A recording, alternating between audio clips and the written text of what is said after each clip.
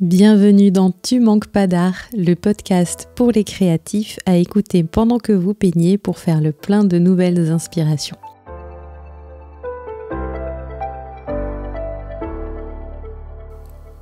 Aujourd'hui, nous abordons le thème du croquis sur le vif de nos animaux de compagnie.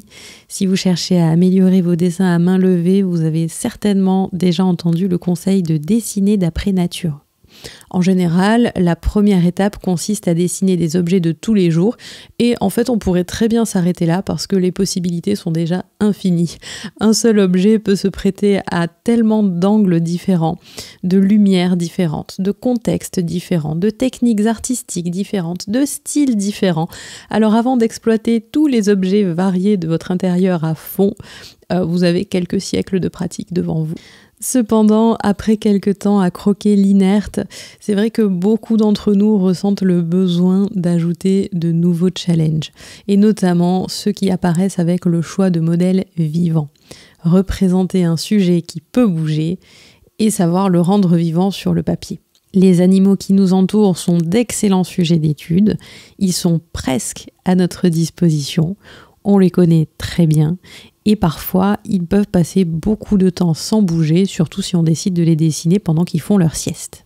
J'ai moi-même énormément dessiné mes animaux, j'ai commencé il y a quelques années avec mon chat.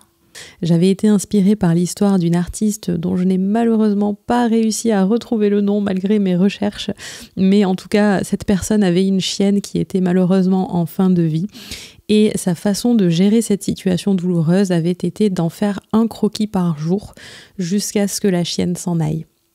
Et en fait, en la dessinant, elle avait la sensation d'être plus proche d'elle et de profiter plus pleinement des moments qui leur restaient. Son histoire m'avait beaucoup touchée et je me souviens avoir pensé que j'avais la chance de pouvoir dessiner mon chat en bonne santé. Je me suis lancé le défi de le dessiner tous les jours, sans me fixer spécialement de durée particulière.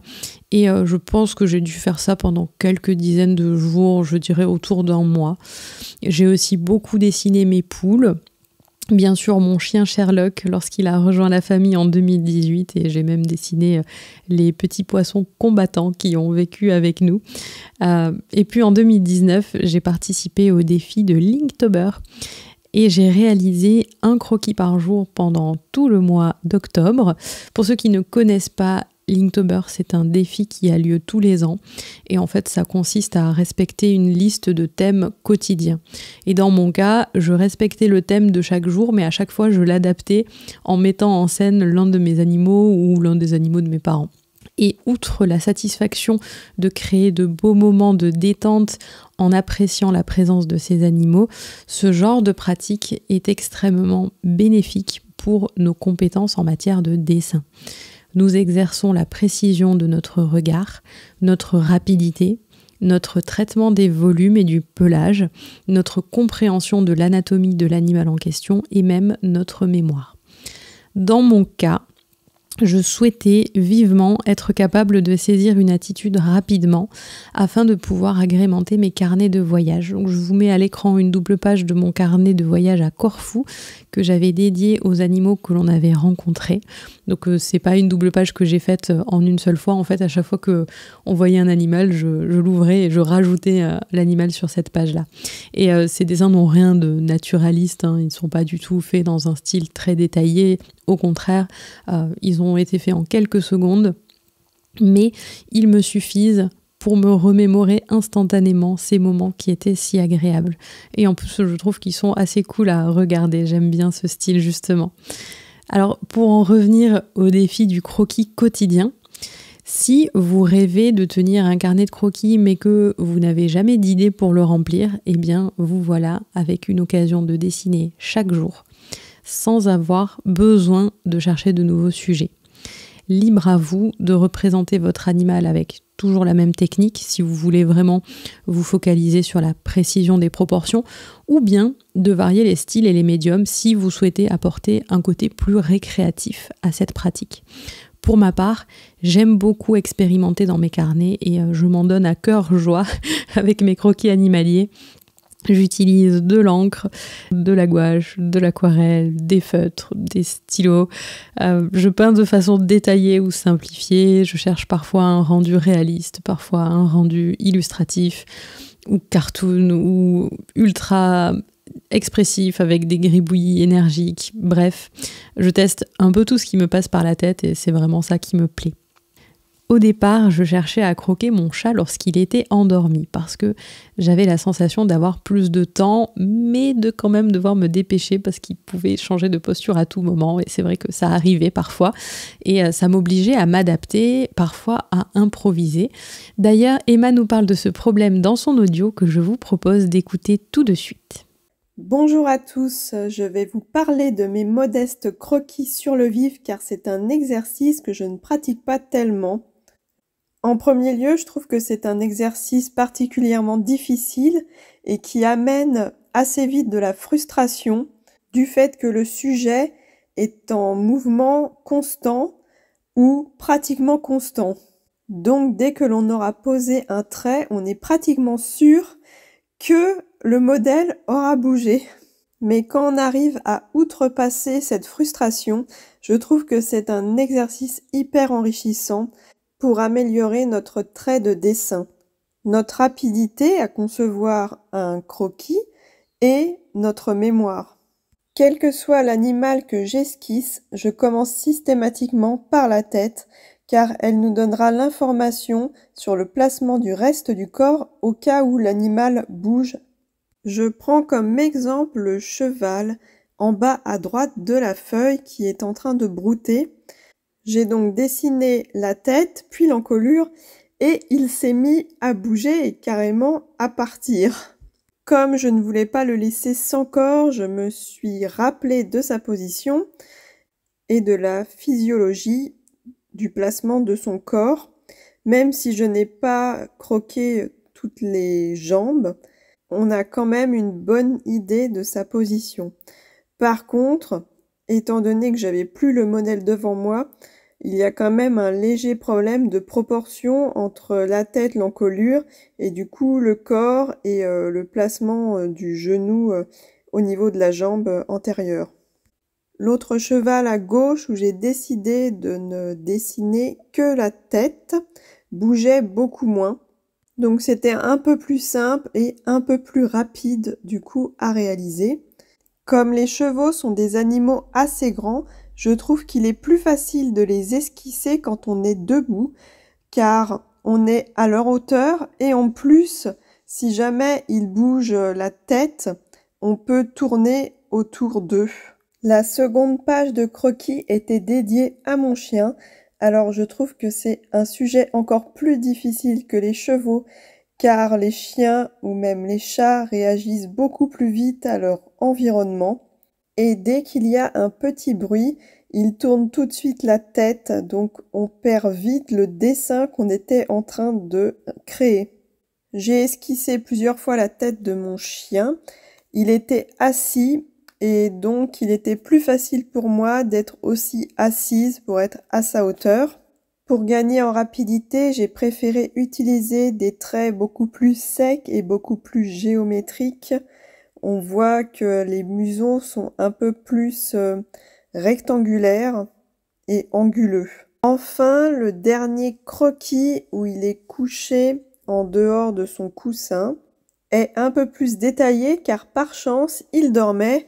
Donc là, c'était royal pour faire une esquisse, tranquillement.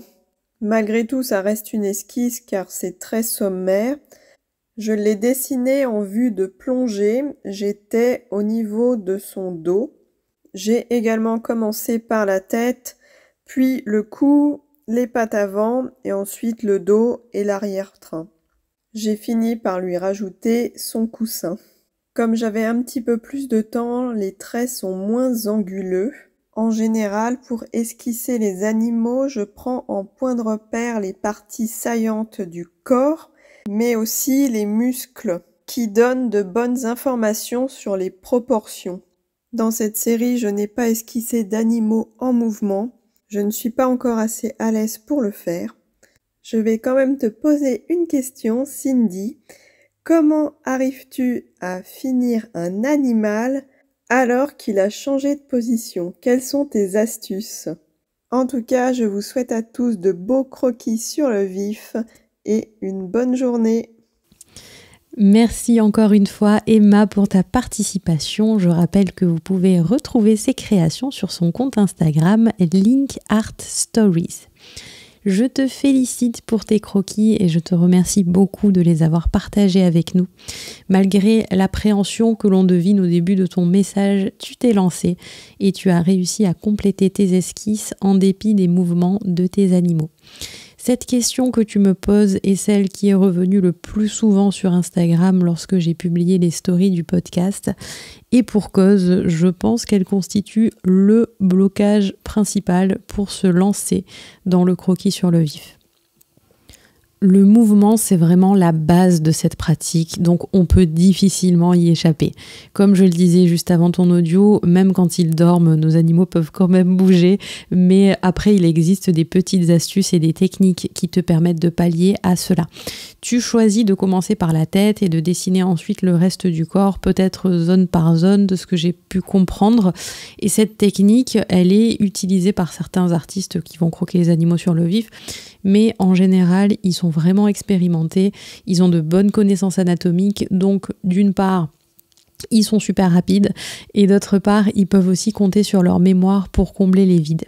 C'est vrai que sur un modèle vivant, cette technique est risquée parce que effectivement, le sujet peut avoir le temps de changer de position, même à plusieurs reprises, pendant que tu dessines chaque partie de son anatomie de façon séparée. Moi, je te conseille d'essayer différemment et j'ai 2 méthodes à te proposer de tester qu'il est possible de coupler. La première méthode consiste à dessiner ton animal sous forme de bâton, sur le même principe que le bonhomme en bâton qui consiste à dessiner un personnage avec un rond pour la tête, une ligne pour matérialiser le corps et 4 lignes pour les membres, donc bras et jambes. Dans le cas du croquis d'un animal, je suggère de dessiner une patate pour la tête, de tracer la ligne de la colonne vertébrale, éventuellement matérialiser la cage thoracique par une autre patate et de faire les lignes des pattes en repérant leurs articulations. Ça te permet de figer la posture de l'animal en quelques coups de crayon. Tu captures les proportions de la tête, du corps et des pattes et leurs angles. Une fois que tu as ça, tu peux compléter par les contours. Si l'animal bouge et que tu n'as pas eu le temps de faire les contours des pattes, par exemple, ok, tu sais quand même dans quelle position elles étaient, tu peux toujours les observer, tu peux bouger autour de l'animal pour retrouver l'angle et les rajouter. Et d'ailleurs, j'en profite pour rappeler que rajouter des éléments, même si le modèle n'est plus sous nos yeux, ce n'est pas de la triche. On peut parfois avoir l'impression que l'on doit suivre certaines règles lorsque l'on peint sur le motif. Et l'une des règles implicites que je trouve parfaitement inutile pour moi, c'est de devoir tout faire en s'appuyant sur le modèle. Lorsque je veux que mon croquis soit plus finalisé, je n'hésite pas à reprendre les contours. Par exemple, si tu trouves que tes croquis plus anguleux sur ton chien te plaisent moins, n'hésite pas à arrondir. Tu as les bordures, il te suffit d'adoucir les angles. Parfois, on trace plusieurs traits dans notre recherche de la meilleure ligne et on a le droit de reprendre nos lignes préférées à l'encre même bien plus tard. On a le droit de renforcer les ombres plus tard, de rajouter des couleurs plus tard. Bref, prolonger l'expérience, ce n'est pas de la triche, c'est même une très bonne chose parce que ça nous permet d'explorer à fond notre pratique. En général, l'argument contraire, c'est celui de la perte de l'énergie du moment. On se dit qu'en étant sur le vif, on était un petit peu stressé, donc on a des lignes plus rapides, plus expressives, et c'est probablement vrai, mais tout dépend vraiment de votre objectif. Je sais que personnellement, j'ai poussé certains croquis vraiment très loin dans le détail, en utilisant juste l'esquisse de base et en la travaillant à fond pour créer des pages vraiment léchées. Et je voulais aussi apporter une autre vision des choses, celle du grand nombre de croquis et de l'utilisation de tout l'espace de ton papier.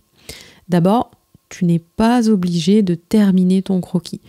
Pour ton cheval, tu as souhaité rajouter le corps, mais tu aurais absolument pu laisser la tête telle qu'elle. Un croquis inachevé n'est pas du tout un problème, même si tu as envie d'avoir un joli résultat sur ta page. À ce moment-là, en fait, il faut que tu en fasses plein sur la même page.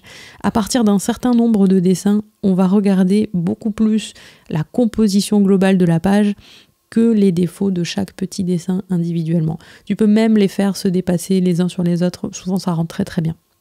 Et si tu fais ça, il y a en plus des chances pour que l'animal reprenne sa position initiale au bout d'un moment. Et là, tu pourras compléter ton premier dessin. En fait, tu peux très bien commencer un nouveau croquis à chaque fois qu'il change de posture et revenir compléter les anciens dès qu'il revient dans une position similaire. Et j'ajouterai qu'il y a une chose cruciale à comprendre, c'est que croquer un animal sur le vif, ce n'est pas saisir un instantané de l'animal. Donc déjà, si vous oubliez l'idée d'avoir une copie parfaite de la position qu'il a quand vous commencez le dessin, parce que même si par miracle il ne bouge pas d'un poil, l'écrasante majorité des artistes ne pourra pas obtenir une copie parfaite, déjà en ayant bien ça en tête, que le résultat sera un patchwork de différents moments de la réalité et aussi de nos improvisations pour remplir les vides, je trouve qu'on démarre avec beaucoup plus de légèreté d'esprit. La seconde technique que je pratique est celle des patates. Elle consiste à diviser l'animal en grandes formes. Une forme pour la tête, une forme pour le corps, une forme pour les cuisses, les pattes, etc. Il ne s'agit pas de tracer les contours avec précaution, mais vraiment de repérer la forme principale de chaque zone et le travail de redéfinition viendra seulement ensuite. En fait, le maître mot, c'est du plus large vers le plus fin. Il est important de saisir toutes les formes basiques en priorité et ce qui est intéressant, c'est de poursuivre avec les volumes et seulement en dernier les petits détails comme les yeux, les motifs du pelage, tous ces petits éléments que vous pouvez rajouter facilement même si l'animal a bougé. Comme je le disais au début de ce podcast, j'ai passé pas mal de temps à dessiner mes poules, Iris, Coquelicot et Capucine. J'adore les dessiner parce que les poules ont des formes extrêmement simples, mais elles bougent constamment. Du coup, c'est une occasion fantastique d'exercer ma mémoire sur un sujet qui n'est pas très compliqué. Pour elles, je fais une patate pour la tête, je fais une patate pour le corps, et avec ça, je peux complètement improviser un dessin, même si elles ont radicalement changé d'angle. D'ailleurs, j'ai récemment décoré mon bullet journal avec des petits dessins de mes poules que j'ai complètement imaginés, puisque je les ai faits à une heure durant laquelle elles dormaient depuis très longtemps. Et c'est grâce à ma pratique des croquis de mes poules que j'ai été capable de saisir les oiseaux de Corfou ou les colibris du Costa Rica. Parce que finalement, les oiseaux sont tous assemblés de la même manière. Ils ont des différences de forme, de proportion, de couleur, mais une fois qu'on a compris la structure d'un oiseau, on peut dessiner très facilement n'importe quelle espèce que l'on a sous les yeux. Et d'ailleurs, sur Instagram, il y avait la question d'Ophélie pour ce podcast. Est-il important, voire obligatoire, d'avoir étudié l'anatomie d'un animal avant de le dessiner sur le vif ? Merci à toi, Ophélie, pour cette très bonne question. Rien n'est obligatoire dans un carnet de croquis. Je sais que sur les réseaux sociaux, on voit beaucoup de carnets qui sont parfaitement présentés avec une œuvre d'art finalisée à chaque page. Et j'ai moi-même certains carnets qui sont très soignés parce que j'aime bien en avoir quelques-uns. Mais je trouve qu'il est très important d'avoir toujours au moins un carnet sans scrupules, aussi appelé le carnet fourre-tout. Je suis convaincue que nous avons tous besoin de pouvoir lâcher toute retenue, sans avoir peur du regard d'autrui, sans avoir peur de gâcher quelque chose, sans chercher à plaire, mais vraiment un défouloir qui ne vous fera pas souffrir si vous n'êtes pas satisfait d'une page parce que vous en avez peut-être déjà 30 autres que vous n'aimez pas du tout dans le même carnet. Et dans ce carnet-là, vous pouvez dessiner tout ce que vous voulez sans aucune préparation. En fait, quand tu penses à te préparer en étudiant l'anatomie avant de dessiner un sujet sur le vif, tu es en train de considérer que ton croquis est la finalité, donc il faut t'entraîner avant. Mais tu peux aussi absolument considérer que ton croquis est ton entraînement. Et tu apprendras l'anatomie par le croquis sur le vif, ce qui est une très bonne façon d'apprendre. Alors, on va quand même pas se mentir, le temps passé à étudier l'anatomie est une aide précieuse. S'asseoir avec un bon livre sur le sujet, observer les muscles, les os, les recopier, cela permet d'intégrer des notions très précieuses. Moi, je l'ai fait pendant un certain temps et je pense que ce serait bien que je m'y remette parce que c'est toujours de l'expérience engrangée qui nous sera toujours utile. Et je trouve que finalement, les deux sont complémentaires, étudier l'anatomie et croquer sur le vif. Et ça, c'est vraiment cette combinaison qui permet de faire les progrès les plus rapides et aussi d'avoir les connaissances les plus solides. Après, ça dépend à quel point c'est important pour toi de maîtriser ça et à quel point tu es prête à accorder du temps à cette pratique. Maintenant, pour ce qui est de la représentation du mouvement, cela fait partie des questions que vous m'avez également posées sur Instagram. Merci à Marline notamment. Alors, pour représenter un animal en mouvement, on est à un niveau de difficulté supplémentaire, puisque là, la posture du sujet ne dure qu'un court instant. Soit l'animal a une structure très simple, comme je l'expliquais avec les poules et les oiseaux en général, soit ce n'est pas le cas. Pour les mammifères, la gestion du mouvement peut être très difficile si elle repose entièrement sur notre mémoire.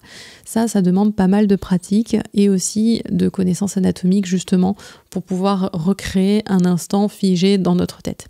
Mais là encore, il existe des solutions pour s'exercer en réduisant les difficultés et c'est le cas des mouvements répétitifs.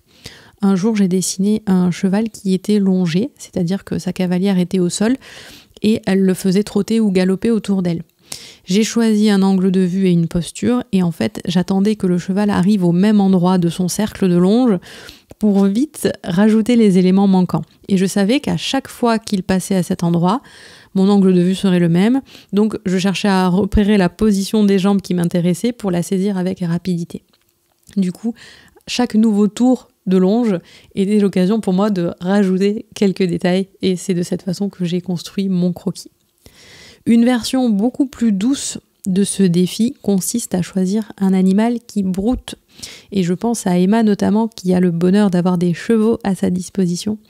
Un cheval qui broute ne reste jamais immobile très longtemps parce que c'est un animal qui a besoin de marcher en mangeant pour des raisons physiologiques, mais il marche très très lentement évidemment.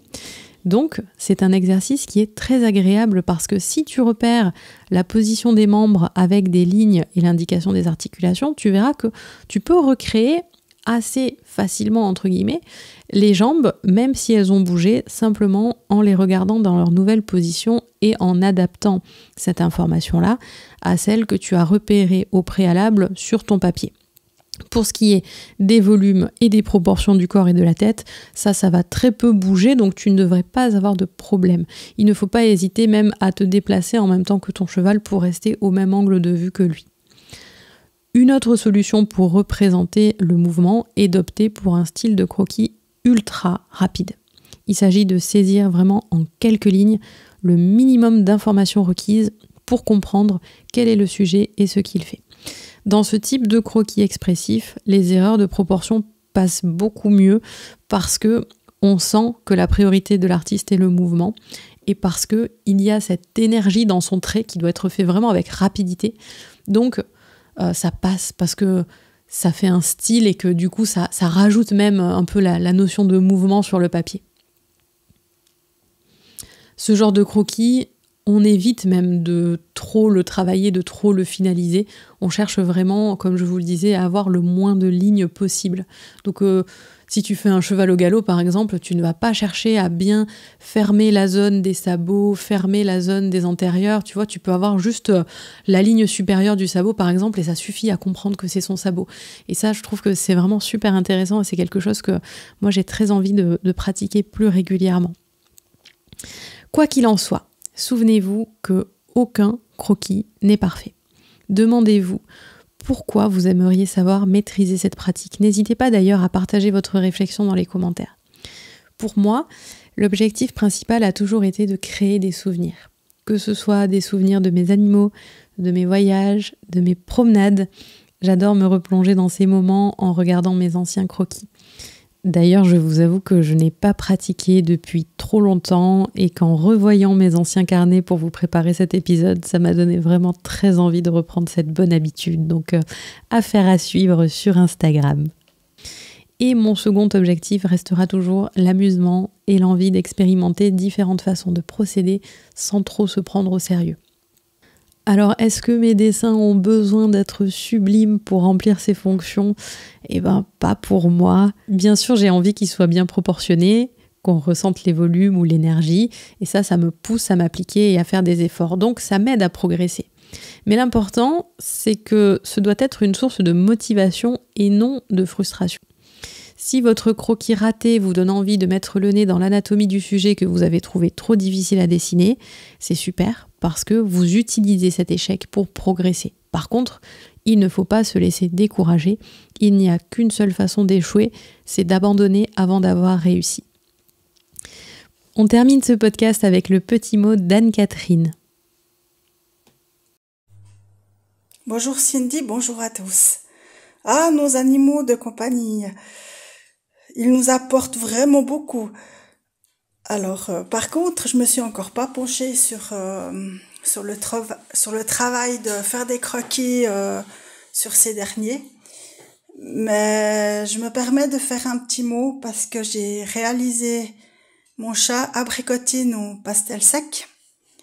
J'ai pu le réaliser grâce à ton cours du tigre de Sumatra. Oh, voilà, c'est juste un petit clin d'œil. Au revoir. Merci beaucoup Anne-Catherine, c'est très encourageant pour moi et le portrait d'abricotine est super. J'espère que cet épisode t'aura donné envie de la dessiner sur le vif. Merci à vous d'avoir suivi cet épisode, j'espère de tout cœur qu'il vous a plu.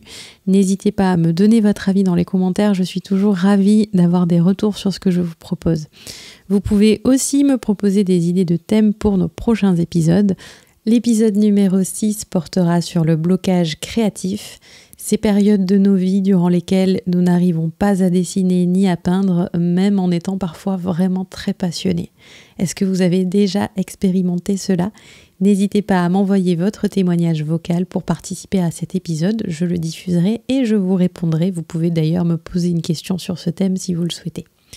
N'hésitez pas à nous dire comment vous avez surmonté ce moment. Qu'est-ce qui a été le déclic de la reprise des pinceaux ou des crayons pour vous ? Les petites règles à respecter pour être diffusées dans le podcast sont de ne pas dépasser 5 minutes de message vocal, de m'envoyer le fichier audio par email sur l'adresse qui s'affiche en ce moment, podcast@créeaveccindy.com, et de le faire avant la date limite d'envoi qui sera le 30 juin 2022. En tout cas, j'ai beaucoup aimé préparer cet épisode pour vous. Je remercie tout particulièrement Emma et Anne-Catherine pour leurs messages vocaux, ainsi que tous ceux qui ont participé à la création de cet épisode via Instagram. Et en attendant de nouveaux partages, mes chers amis croqueurs, bon dessin à tous et à très vite.